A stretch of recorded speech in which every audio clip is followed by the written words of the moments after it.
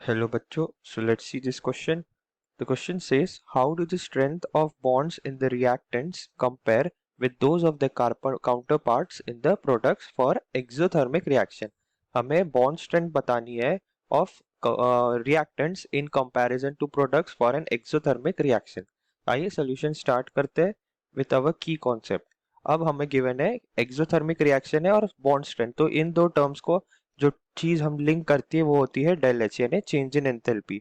और अगर हम फॉर्मूला लिखे तो del H is equal to summation bond enthalpy या बॉन्ड एंथैल्पी ऑफ और रिएक्टेंट्स, सारे रिएक्टेंट्स की बॉन्ड एंथैल्पी का सम, उसे summation minus summation of bond enthalpy bond enthalpy of products, यानी सारे प्रोडक्ट्स की बॉन्ड एंथैल्पी का सम।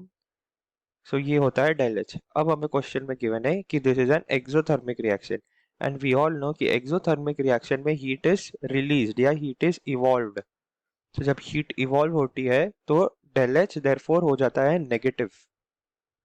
अब हम एक रिएक्शन कंसिडर करते हैं कि रिएक्टेंट से प्रोडक्ट बन रहा है, तो let our reactant be R और हमारा प्रोडक्ट रहेगा पी।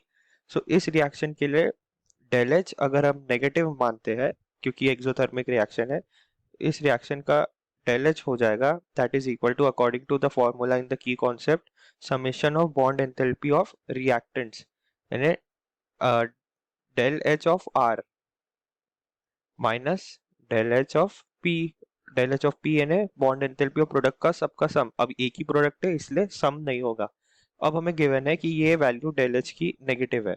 सो अगर हम नेगेटिव है इसका मतलब अगर ये नेगेटिव आ रहा है तो डेल जो एच पी है डेल एच पी वो बड़ा होगा डेल एच आर से, तभी तो वो वैल्यू नेगेटिव आएगी। तो हमारे पास आंसर आ चुका है, hence therefore bond strength bond strength of reactant